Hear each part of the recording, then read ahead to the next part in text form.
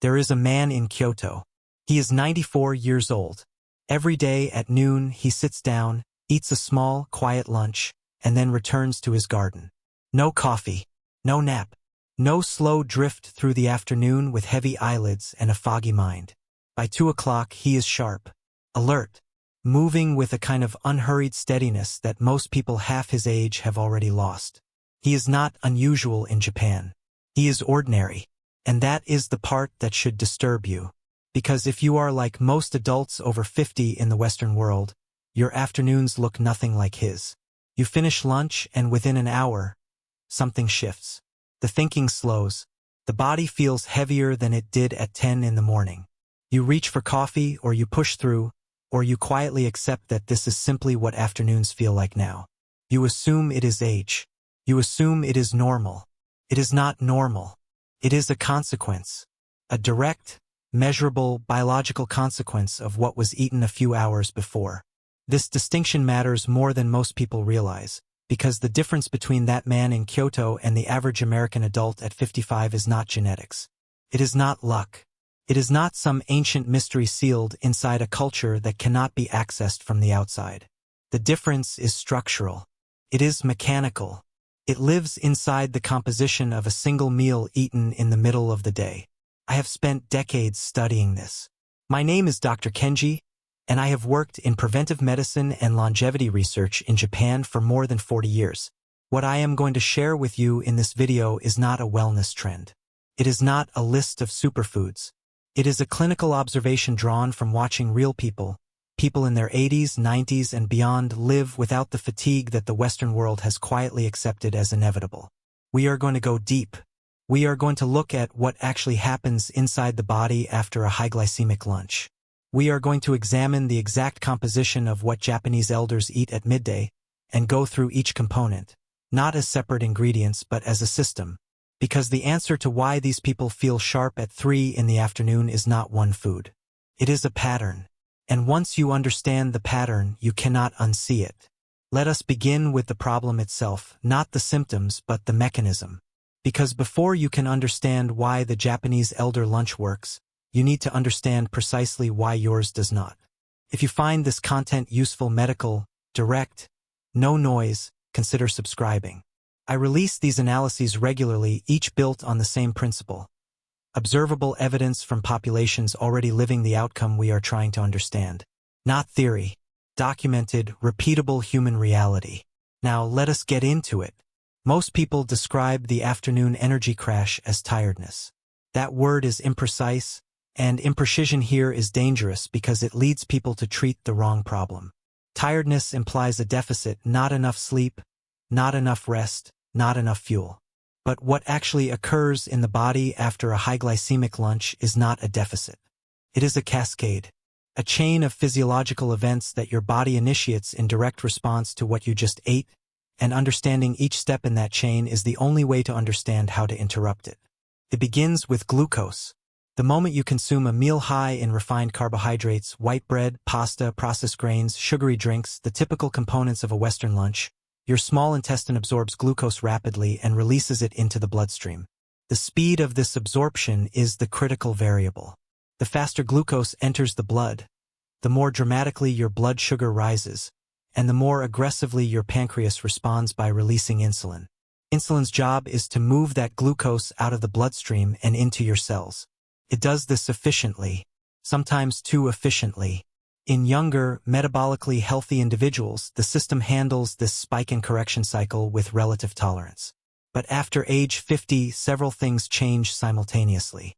First, insulin sensitivity declines with age. Cells do not respond to insulin as readily, so the pancreas compensates by producing more. The result is a more exaggerated hormonal response to the same meal, a more aggressive drop in blood glucose after the spike. This is not full hypoglycemia in the medical emergency sense, but it is a sharp enough drop to produce very real symptoms. Difficulty concentrating, slowed reaction time, physical heaviness, the irresistible pull toward rest. Second, the digestive system itself becomes less efficient with age. Gastric motility slows. Enzyme production decreases. The process of breaking down and absorbing a large, complex meal requires more physiological effort than it did at 30. Your body responds to this increased demand by diverting blood flow to the digestive organs, the stomach, the small intestine, the liver. Blood that was supporting your brain and your muscles is redirected. This is not a malfunction. It is a priority system. Digestion is ranked above sustained cognitive performance in the body's resource allocation, and after a heavy lunch, digestion wins. Third, there is the role of adenosine. Adenosine is a byproduct of cellular energy metabolism that accumulates throughout the day, producing the sensation of sleepiness as it binds to brain receptors. By early afternoon, adenosine levels have already been rising for several hours. A large, high glycemic meal does not directly increase adenosine, but when blood glucose drops sharply after an insulin surge, the brain's access to its primary fuel is briefly but significantly reduced. The adenosine already present becomes amplified in its effect. What would have been mild background fatigue becomes an active, difficult-to-resist pull toward sleep. There is also a neurochemical dimension that is frequently underestimated. Tryptophan, an amino acid found in many protein-rich foods, is a precursor to serotonin. After an insulin surge, most amino acids competing with tryptophan to cross the blood-brain barrier are taken up by muscle tissue, leaving tryptophan with relatively unobstructed access to the brain. Serotonin rises, and serotonin is not a wakefulness chemical. Its afternoon rise after a large, high-carbohydrate meal explains why post-lunch drowsiness often has a genuinely sedating, not merely tired, quality. Now here is what matters. All of these mechanisms, the insulin surge, the reactive blood glucose drop, the blood flow diversion, the adenosine amplification, the tryptophan effect, are not fixed features of the post-lunch period. They are responses to a specific type of meal. Change the meal and you change the cascade. This is not a hypothesis. It is basic metabolic physiology. And it is exactly what the Japanese elder lunch is designed, whether consciously or through generations of practical refinement, to avoid. The question is how. And the answer begins not with a single food, but with the architecture of the entire meal. When I describe the Japanese elder lunch to Western audiences, the first reaction is almost always the same. It sounds like not enough food. Small portions. No large centerpiece protein. No substantial bread or roll on the side. No dessert. The meal looks, by Western visual standards, incomplete. And that reaction reveals something important, that what most people in the Western world have come to expect from a midday meal is, from a physiological standpoint, precisely the wrong blueprint. Let me describe what a typical lunch looks like for a Japanese elder in a longevity region. A small bowl of rice, approximately 100 to 150 grams cooked. A bowl of miso soup, always present, always warm. A small portion of fish, grilled, simmered, or steamed, rarely more than 80 to 100 grams. 2 or 3 small dishes of vegetables, often including pickled or fermented preparations alongside lightly cooked greens or root vegetables. Sometimes tofu. Occasionally a strip of dried seaweed. Green tea or water throughout. The entire meal is consumed slowly, over 20 to 30 minutes, and the quantity is calibrated so that the person finishes satisfied but not full. Now look at this composition from a macronutrient perspective. The carbohydrate content is present but modest, and critically, it is surrounded by fiber, protein, and fat in proportions that slow its absorption significantly. The protein is lean and digestively light. The fat content comes primarily from fish, specifically the omega-3 rich fat found in small oily fish, which is anti-inflammatory in its systemic effect rather than metabolically taxing. The sodium in the miso is balanced by the potassium in the vegetables. The fiber content is high relative to the caloric density of the meal, and the total caloric load is substantially lower than the average Western lunch. Not because these elders are restricting, but because the food they eat is nutrient-dense and the satiety signaling it produces is efficient. Compare this to a standard American lunch for an adult over 50. A sandwich on white or whole wheat bread, 2 large slices of rapidly digestible starch, a protein that is often processed, deli meat, a hamburger patty, fried chicken, a side of chips or fries, a sweetened beverage. Total caloric load, often 800 to 1200 calories consumed in 15 minutes. Glycemic load, extremely high. Fiber, low. Anti-inflammatory fat, minimal. Fermented food, none. The glycemic load difference between these two meals is not marginal. Glycemic load measures both how fast a food raises blood glucose and how much total glucose it delivers. A bowl of white rice served with miso, fish, and vegetables has a combined glycemic load significantly lower than its individual glycemic index would suggest, because the fiber, protein, and fat in the accompanying foods slow gastric emptying and blunt glucose absorption. This is a critical point that most discussions of rice and blood sugar miss entirely. Glycemic index is measured for foods eaten in isolation. No elder in Japan eats rice in isolation. The matrix of the meal is everything. There is also the question of meal duration and eating speed, which I will address in more detail later. But even structurally, the fact that this lunch is composed of multiple small dishes, each requiring individual attention, each with different textures and temperatures, naturally extends the duration of the meal. You do not eat miso soup, rice, grilled fish, pickled vegetables, and steamed greens in 6 minutes. The meal's physical structure enforces a slower pace, and slower eating has direct consequences for satiety hormone release, chewing-based enzyme activation, and the gradual rather than abrupt delivery of glucose into the bloodstream. The result is a lunch that delivers genuine nourishment, micronutrients, complete protein, fiber, fermented bacterial cultures, anti-inflammatory lipids, at a caloric and glycemic load that the aging body handles without triggering the cascade described in the previous section. There is no large insulin surge.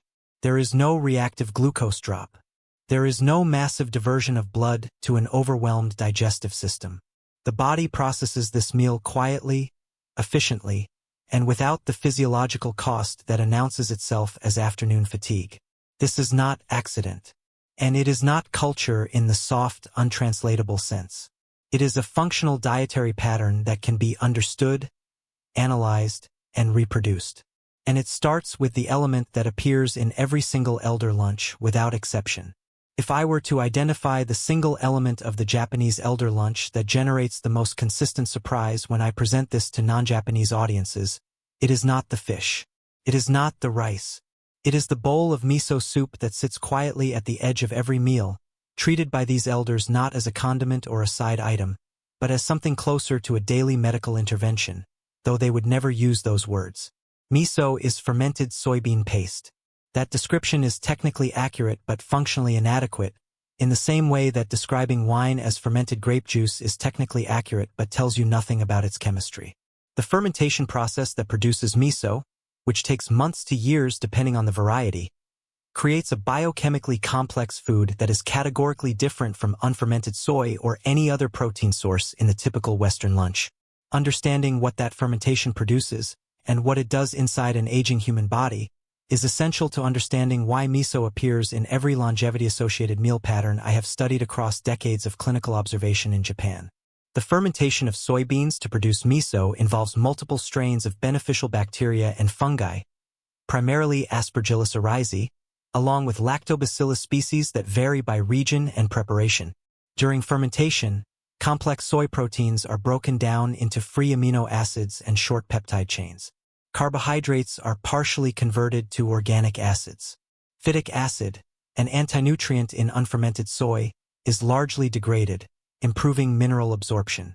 The result is a food that delivers its nutrition in a highly bioavailable form, placing minimal demand on digestive enzymes that, after age 50, are already operating at reduced capacity. The live bacterial cultures in traditionally prepared miso reach the gut and contribute directly to microbiome diversity. The gut-brain axis is not a metaphor. It is a documented physiological communication system through which the gut microbiome directly influences neurotransmitter production in the brain. Approximately 90% of the body's serotonin is produced in the gut. The bacteria lining the intestinal wall are directly involved in converting tryptophan into serotonin precursors, and in regulating the signaling that governs mood, focus, and cognitive stamina throughout the day. After age 50, gut microbiome diversity undergoes measurable decline.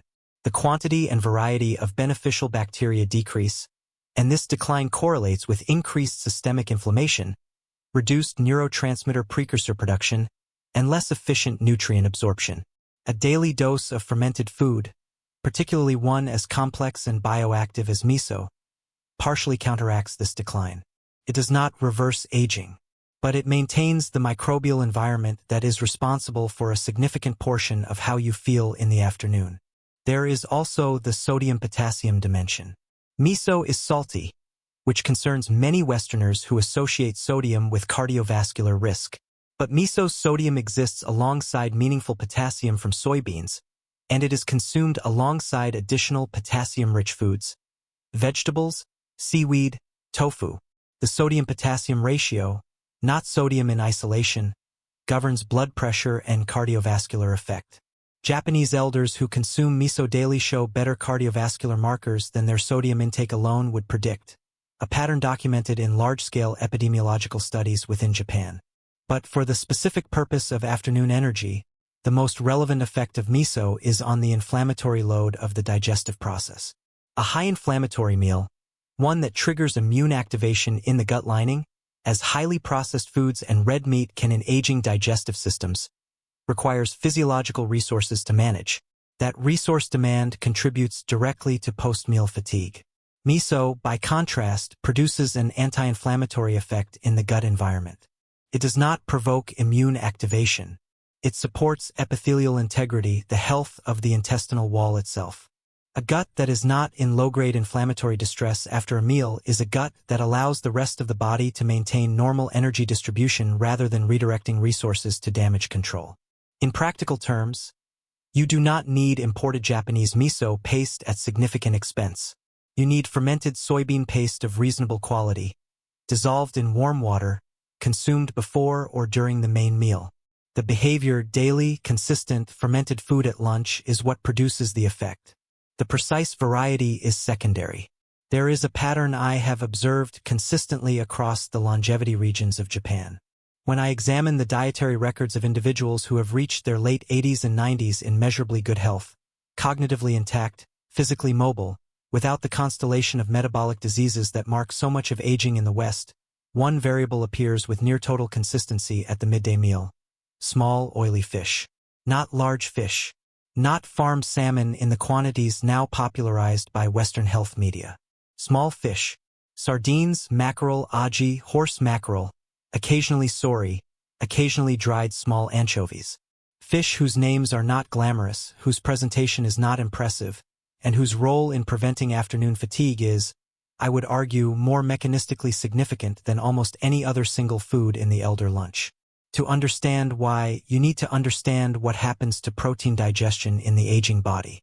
After age 50, gastric acid production declines substantially, a condition called hypochlorhydria, frequently undiagnosed because its symptoms mimic excess acid rather than insufficient acid. Gastric acid is the primary agent responsible for denaturing dietary protein, unfolding its molecular structure so that digestive enzymes can break it into amino acids. When gastric acid is insufficient, protein digestion becomes incomplete. Large protein fragments pass into the small intestine inadequately processed, and the overall metabolic cost of extracting nutrition from the meal increases.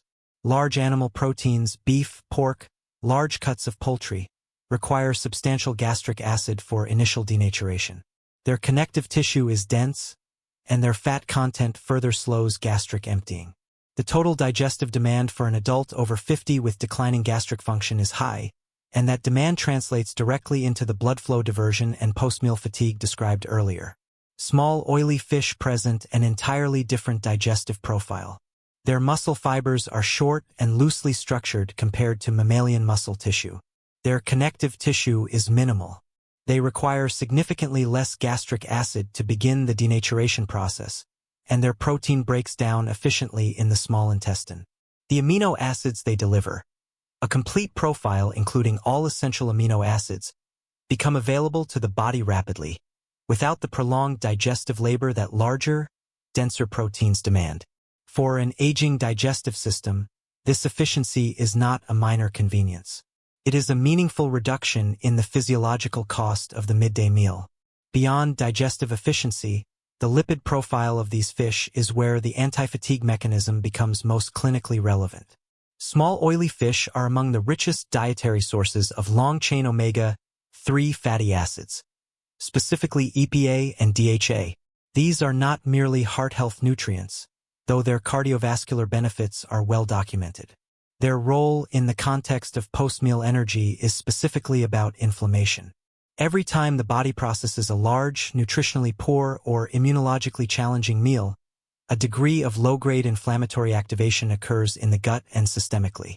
This is not dramatic inflammation. It is not an allergic reaction or an infection response. It is a quiet, subclinical immune mobilization that consumes cellular resources, produces fatigue-inducing cytokines, and contributes to the post-meal cognitive slowdown that most people simply accept as a normal part of eating. In populations that consume highly processed foods regularly, subclinical inflammatory activation after meals becomes chronic and cumulative. Over years, it contributes meaningfully to the background fatigue that characterizes poor metabolic health in middle age. EPA and DHA directly support the resolution of this inflammatory state. The difference between a lunch that adds to inflammatory load and one that helps resolve it is a difference you feel consistently at 2 in the afternoon. The practical implication is straightforward. The protein component of the midday meal, particularly after age 50, should prioritize digestive efficiency and anti-inflammatory lipid content over raw caloric density or visual portion size. A small grilled mackerel or a few sardines provides more functional support for afternoon energy than a large serving of red meat, at significantly lower physiological cost. White rice has become, in Western nutrition discussions, something of a villain. It is refined. Its fiber has been removed. Its glycemic index, measured in isolation in a laboratory with a fasted subject, is high. These facts are accurate, and they are almost entirely irrelevant to what white rice actually does inside the body of a Japanese elder eating it as one component of the lunch described here. This is one of the most important distinctions to understand, because the mischaracterization of white rice as simply a high glycemic carbohydrate has caused significant nutritional confusion among Westerners who attempt to replicate elements of Asian dietary patterns. The glycemic response to any carbohydrate is not a fixed property of that carbohydrate. It is a variable outcome determined by the entire biochemical context of the meal. Let me be precise about what I mean. The glycemic index of a food is measured in isolation. The food is eaten alone, after an overnight fast, and the blood glucose response is recorded over 2 hours. This number tells you something about the carbohydrate's intrinsic characteristics. It tells you very little about what will happen to your blood glucose when you eat that carbohydrate alongside fermented miso, a small piece of oily fish, multiple dishes of fiber-rich vegetables, and seaweed, because each of those accompanying foods intervenes in the process of glucose delivery. Dietary fiber, which is abundant in the vegetable and seaweed components of the Japanese elder lunch, physically slows the transit of food through the stomach and small intestine. It creates a viscous matrix in the digestive tract that reduces the rate at which glucose from rice starch can be absorbed into the bloodstream. The protein from miso and fish slows gastric emptying independently of fiber. The fat from fish oil further delays gastric emptying and modulates the insulin response. When these elements are all present simultaneously, as they are in every elder lunch, the glucose from a modest serving of white rice enters the bloodstream gradually, over an extended period, producing a gentle and sustained rise rather than the sharp spike that the isolated glycemic index number would suggest. The serving size is also critical, and this is where cultural context cannot be separated from nutritional outcome. Japanese elders do not eat large bowls of rice. The portion I described earlier, 100 to 150 grams cooked, is approximately 2/3 of a cup. For reference, the standard rice serving in many Western Asian restaurant contexts is 3 to 4 times this amount. The glycemic load of the Japanese elder's rice portion, which accounts for both the rate of glucose delivery and the total glucose delivered, is low. Not because of the rice itself, but because of the portion combined with the meal matrix. Now I want to address the resistant starch question specifically. When cooked rice is cooled, refrigerated, or allowed to reach room temperature, a portion of its digestible starch undergoes retrogradation, converting to resistant starch. Resistant starch behaves more like dietary fiber than digestible carbohydrate, passing through the small intestine without being absorbed as glucose and reaching the large intestine where it feeds beneficial bacteria. The conversion is not complete, roughly 5 to 15% of total starch, but the effect on glycemic response is measurable. In Japanese elder households, cooled rice is common, whether by design or simply from cooking large batches. The physiological outcome is a further reduction in the glycemic burden of the rice component. There is also a broader point about nutritional reductionism worth stating clearly. Modern nutritional science tends to evaluate foods in isolation and then apply those isolated measurements to complex dietary patterns where foods are never consumed in isolation. White rice eaten alone by a fasted person with insulin resistance in a large portion without fiber or protein, yes, that produces an undesirable glycemic response. White rice eaten in a modest portion within a meal containing fermented food, lean fish protein, and abundant fiber by a person who eats slowly and has maintained a consistent meal schedule. That is a different biochemical event entirely. Japanese elders do not eat white rice because they have not discovered brown rice.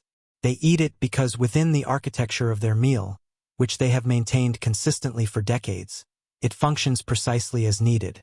There is a quantity problem in how the Western world approaches vegetables. Not a quality problem. Most people understand, at least abstractly, that vegetables are nutritionally valuable. The problem is volume. The standard Western meal treats vegetables as a side, a garnish, an afterthought positioned on the plate to provide color and the appearance of balance. A few leaves of lettuce. A small pile of steamed broccoli. These amounts are nutritionally present but functionally insufficient for what vegetables actually do in the context of post-meal metabolic regulation. In the Japanese elder lunch, vegetables are not a side. They occupy a proportion of the meal that would look, to most American adults, excessive. Multiple small dishes, different preparations, something pickled, something lightly simmered, something fresh or lightly blanched. Root vegetables alongside leafy greens. The total vegetable volume in this lunch, accounting for all the small dishes combined, is substantially larger than what the average Western adult consumes across the entire day. And this quantity is not incidental. It is the mechanism. Here is what that vegetable volume does in physiological terms. Dietary fiber, the structural carbohydrate that human digestive enzymes cannot break down, exists in two forms in these vegetables, and both forms are relevant to afternoon energy. Soluble fiber, found in high concentration in foods like daikon radish, burdock root, and sweet potato, dissolves in water and forms a viscous gel in the digestive tract. This gel physically encases glucose molecules and slows their passage through the intestinal wall into the bloodstream. The same carbohydrate content, surrounded by soluble fiber versus absent it, produces a measurably different glycemic trajectory. Insoluble fiber, present in the cell walls of most leafy and cruciferous vegetables, accelerates transit time through the large intestine, reducing the duration of exposure to potentially inflammatory byproducts of protein fermentation in the colon. Together, these fibers ensure that the carbohydrate load from the rice and any starchy vegetables in the meal is released slowly, steadily, and without the sharp absorption peak that drives the insulin cascade described earlier. This is the structural role of vegetables. They are the rate-limiting mechanism for glucose delivery, and their absence from a carbohydrate-containing meal is precisely what transforms a manageable nutritional event into a metabolic disruption. Now I want to address seaweed specifically, because it occupies a category of its own in the elder lunch and its functional properties are almost entirely absent from Western nutritional practice. Seaweed, particularly wakame, kombu, and hijiki, which are the varieties most commonly consumed in the elder lunch context, is among the most mineral-dense foods available in the human diet. The mineral content relevant to afternoon energy regulation is not primarily iron or calcium, as most people would guess. It is iodine and magnesium, and the specific physiological systems these minerals support are ones that decline predictably with age and that have direct consequences for afternoon energy. Iodine is the rate-limiting nutrient for thyroid hormone synthesis. The thyroid requires iodine directly, and the quantity of thyroid hormone produced is directly dependent on iodine availability. Thyroid hormones regulate the basal metabolic rate, the speed at which cells convert nutrients into usable energy, in every tissue in the body, including the brain.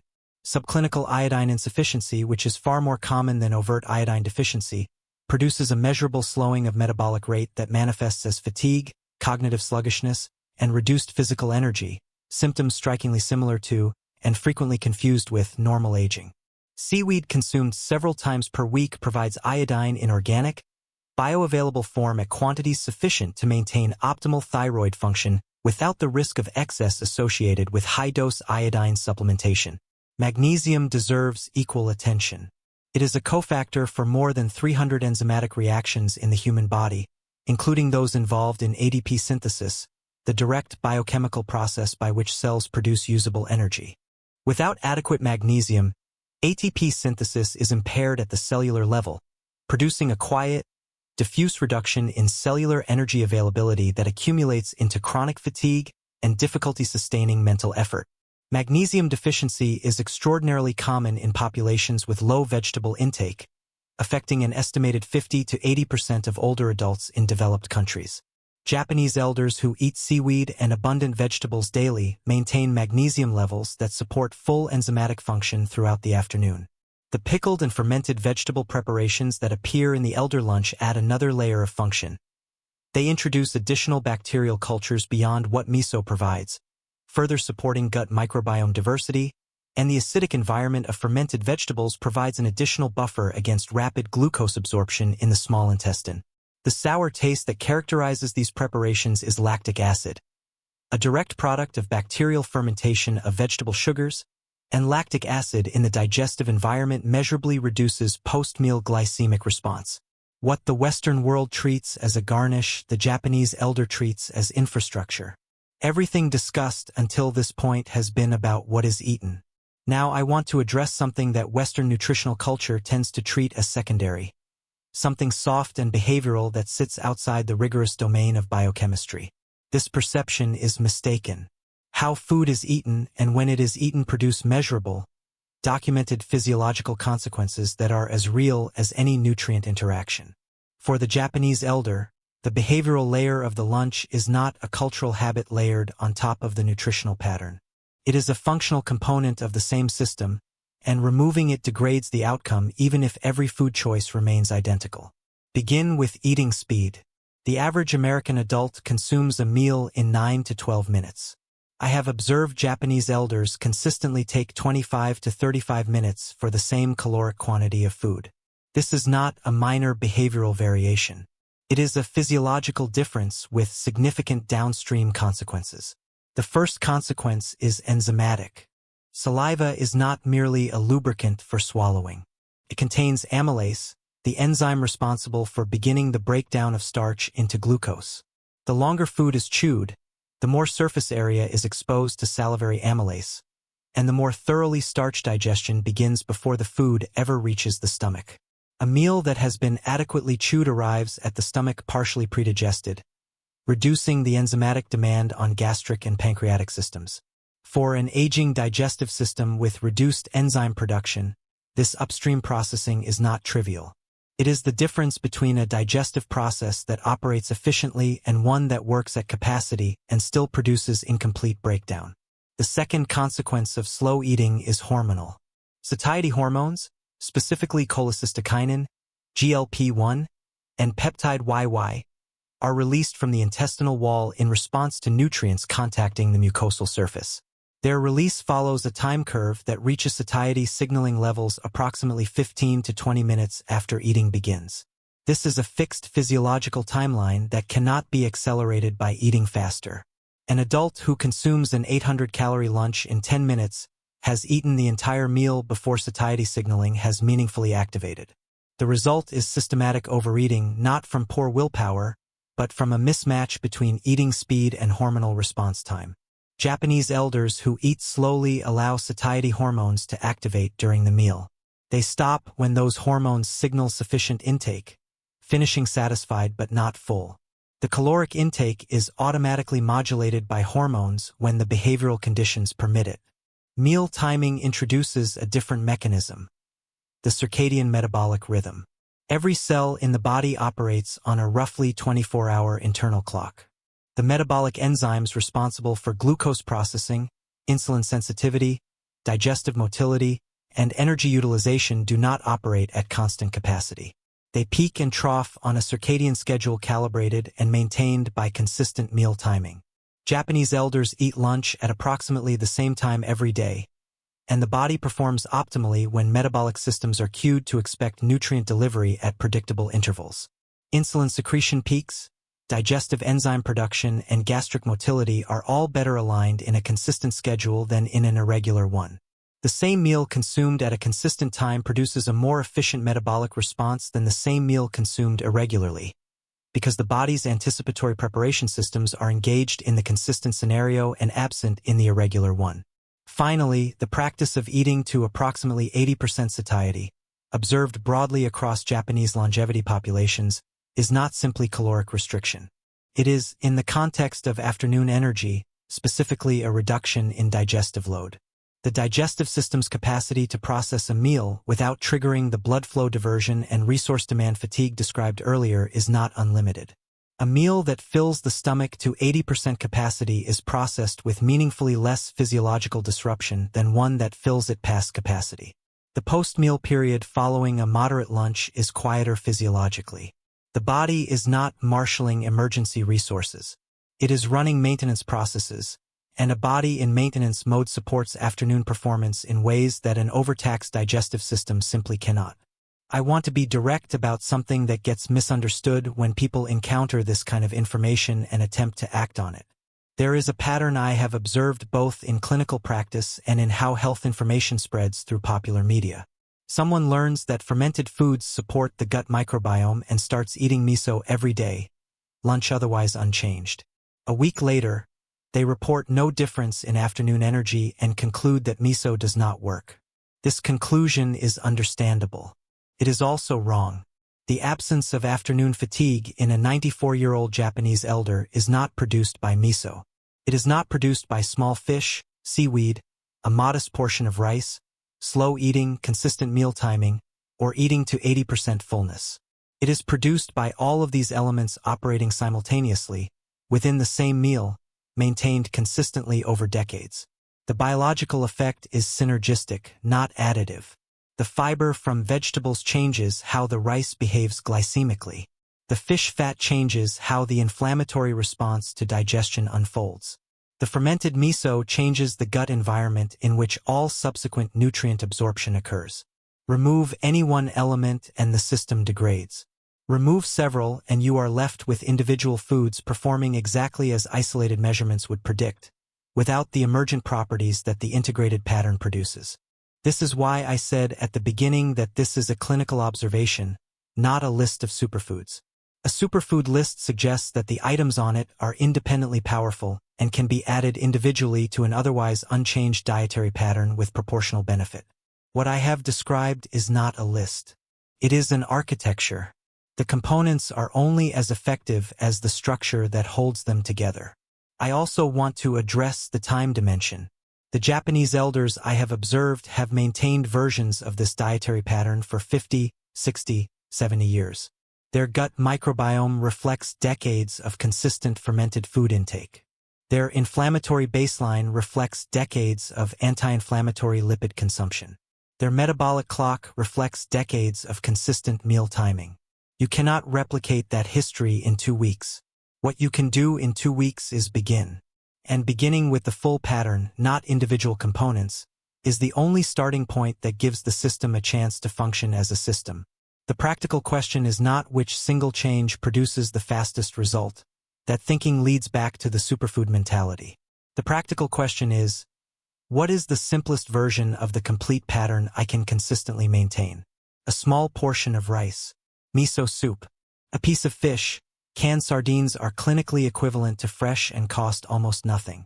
2 or 3 small vegetable preparations, including something fermented, eaten slowly, at a consistent time, until satisfied but not full. This is achievable without a specialty grocery store, a large budget, or a radical disruption of your existing food environment. It requires a structural decision about what lunch is for. That is the shift, not a dietary overhaul. Not a transformation program. A structural decision that what you eat in the middle of the day is primarily responsible for what you can think and do in the afternoon. Once you make that decision, once you accept that the afternoon is not beyond your control, that it is not simply what getting older feels like, the pattern I have described becomes the logical and obvious response. This is what I have spent 40 years watching work. Not in clinical trials with controlled populations and 2-week follow-up windows, But in real human lives, across generations, in communities where people in their 90s garden in the afternoon and finish the day without the weight that so many younger adults in other parts of the world have already resigned themselves to carrying. You do not have to carry it, but you have to change the meal. If this analysis has been useful to you, share it with someone in your life who is managing this kind of fatigue and has been told that it is simply a consequence of age. It is not a consequence of age. It is a consequence of a meal, and consequences can be changed. There is more to examine in this area: sleep quality, morning eating patterns, the role of specific micronutrients in neurological aging, and the connection between the Japanese elders' dinner habits and overnight recovery. If those topics are relevant to you, they are addressed in the videos linked on this page. Thank you for staying through the full analysis.